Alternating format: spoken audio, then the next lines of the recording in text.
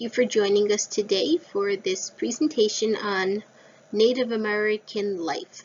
We will take an introductory look at the pre-colonial history of this land in regards to the tribes that lived here, how they survived, what they did throughout the seasons, and the specific types of foods they would collect, and the nutritional values of those foods, all of which contributed to the survival of people.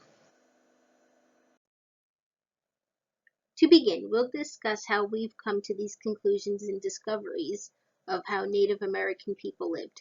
First, there were historical records from European explorers and colonial settlers, but our primary knowledge comes from archaeological excavation and lots of research and study.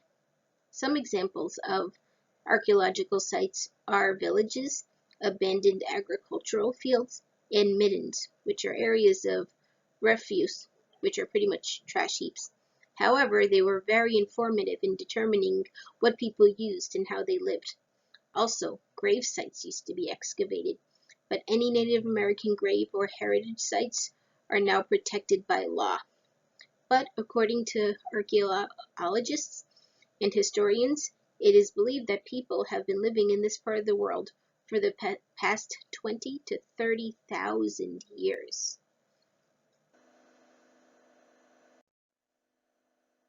Tribal lands. Different tribes lived across the U.S. and Virginia and often had very different languages and cultures, and sometimes were competitive or warlike with each other.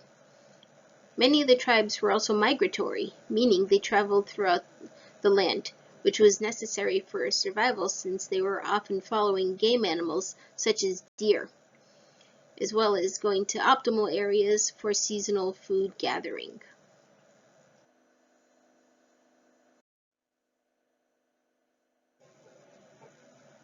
Summer homes. The reason for migrating was finding better food gathering opportunities as well as dealing with weather conditions. In the summer, many tribes would often go to the seashore since it was not only cooler than living inland, but ocean fishing and shellfish gathering was much easier in the warmer weather. Additionally, the shells of clams could be used as tools or as wampum, which is a gift or token given from one person to another as an honor. But only shells with purple coloring were used as wampum, since purple is a fairly rare color to be found in nature. As we can see in this picture here, even though this is a reproduction demonstration of how a dugout canoe is made using coals to hollow out the inner part of the log to make a canoe, you can see some of the natural items being used as tools on the log, such as a deer antler, clamshells, and a hatchet made of a rock tied to a stick.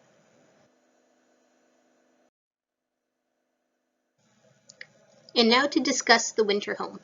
As we know, in the winter, even here in the mid-Atlantic, it can still get very cold with snow and ice on the ground. So moving inland into the forest was a better option for hunting large game, such as deer, and better for gathering seeds and berries. Plus, being in the forest, the trees help to protect their shelters from strong winds and heavy snows. As seen here, we have a wetu, which is a dome-shaped structure made from young tree trunks and branches for structure, and then bark as coverings, with openings on either side as an entrance and exit, as well as an opening on the top to allow smoke to escape. Usually each family made their own wetu, which lasted only several years before they had to make a new one.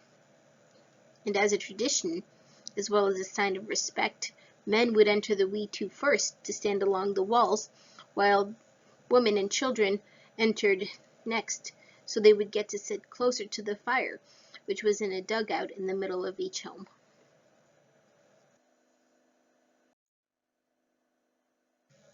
Duties for survival. Although indigenous people lived in tribes, usually each family was responsible for their own survival. Granted, there was trade between people within their own villages and sometimes with other tribes. Though jobs were done as needed, typically the men's duty were to build homes and go hunting, while the women would stay to take care of those homes while caring for small children and preparing food.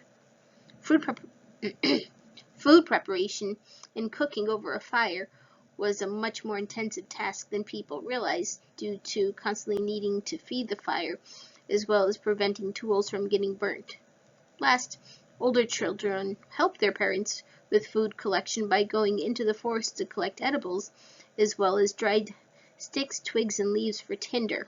But they had to collect enough not only for that day, but to have extra each day to last them throughout the winter.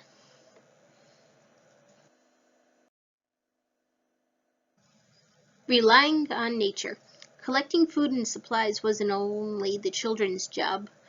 Hunting and gathering was done by everyone capable of doing so.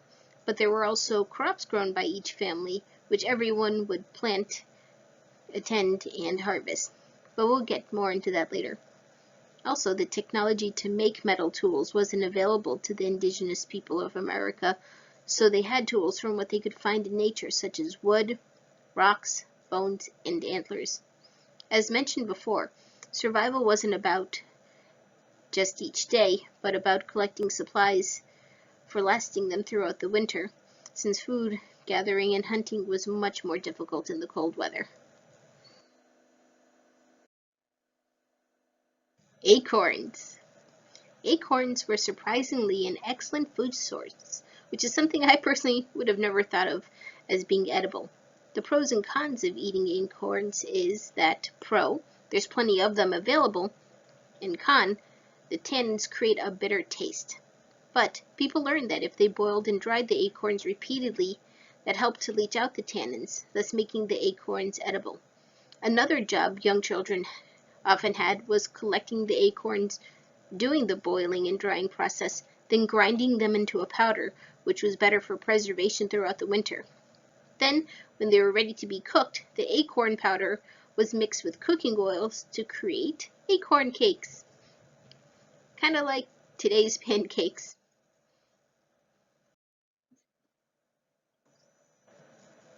Vitamin C.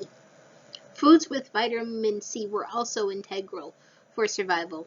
So, believe it or not, pine needles were a source of the vitamin, as well as staghorn sumac berries, both of which could be boiled like a tea to create an enriched broth. People could also nibble on the pine needles directly, though it's kind of a strong taste. I've done it myself. But the staghorn sumac berries, although fuzzy, are edible and taste tart, kind of like blackberries. Another berry that was important were cranberries. They were an important food source, also due to their vitamin C, and they were saved throughout the winter by drying them in the sun to dehydrate them, so they lasted throughout the winter. Even the leaves of the cranberries were rich in vitamin C and could be boiled to make a tea, just like the pine needles and staghorn sumac berries. And in fact, cranberries were used medicinally and were given to people who were ill to help them with their recoveries. Seeds and nuts, specifically the beech seed and hickory nut. In general, seeds and nuts are readily available food sources in forests, fields, and even wetlands, and can be found year-round, even though there's much less available in the cold weather months. Conversely, throughout the rest of the year, they're usually plentiful and available from a wide variety of plant species, many of which can be dried and stored long-term. Also, they are a good source of protein, which help to compensate for that nutrient if hunting wasn't good and animal meat wasn't available. Two such examples, the beech and hickory nut, both can be eaten immediately or stored easily, but are found in protective shells. Beech seeds grow in furry husks and are a little bit similar to almonds, and hickory nuts come in a hard shell that has to be cracked open and are pretty similar to hazelnuts. Maple syrup. Native American people in the Northeast were the first to discover how to make syrup from tree sap, specifically from maple trees, since they have the highest ratio of sugar to water. However, sap can only be collected in the late winter and early spring when the trees are beginning the development of their new leaves. Virginia is the southernmost range of syrup collection due to our higher elevations and mountains providing cooler temperatures necessary for the right sap conditions. As for actually collecting the sap, a tool known as a spile, made from either a piece of wood with a channel carved out or a hollow bone, would be stuck through the bark of the tree into the trunk, allowing the sap to drip out. But the ratio of sugar to sap is just 1 to 99, or 1% sugar. So sap had to be boiled down for hours in order to evaporate off enough water to start caramelizing the sugars in the sap, eventually turning it to a golden or amber color. The darker the sap, the higher the sugar to water ratio. Or they could boil out all the water, leaving behind sugar granules, thus making maple sugar. Typically, it would take 40 gallons of sap from a maple tree to make 1 gallon of syrup.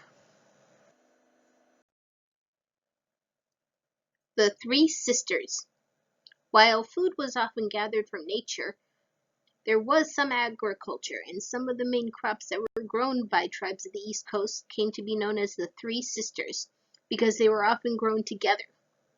First of the Three Sisters was corn, which is known as the Tall Sister because of the corn stalks, and the corn itself can be dried and ground into cornmeal. Next was squash, gourds, and pumpkins, which was known as a lazy sister because it would lie on the ground growing bigger and bigger, and both the pulp and its seeds were a food source. Additionally, the rinds of the gourds could be dried and used as canteens or cut in half and used as ladles. Last are beans, also known as the weak sister, because the bean vines couldn't grow upwards without support. But the reason why they were called the Three Sisters is because these three crops were grown together and helped to support each other's development. The corn stalk provided a support for the bean vine, the bean roots helped to fix nutrients into the soil, and the thorny vines of the lazy sister helped to protect the other two from animals.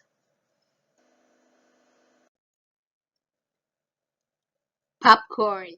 Yes, it is true that popcorn was discovered by Native Americans. As we now know, corn was a common crop that could be dried and stored to last throughout the winter, but it was discovered by heating the dried kernel, the remaining moisture would cause it to explode into the popcorn we all know and love. Just like how we roast marshmallows today, a dried ear of corn would be skewered on a stick and held over a fire, and the kernels would pop right there on the cob.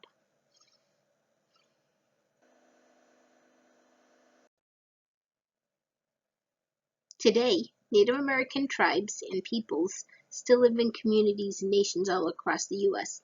Here in Virginia, in Hampton Roads, there are recreations of Native American villages in the Jamestown settlement area, as well as Catasow Town in Cortland, both of which have live reenactments of Native American life that can be experienced today.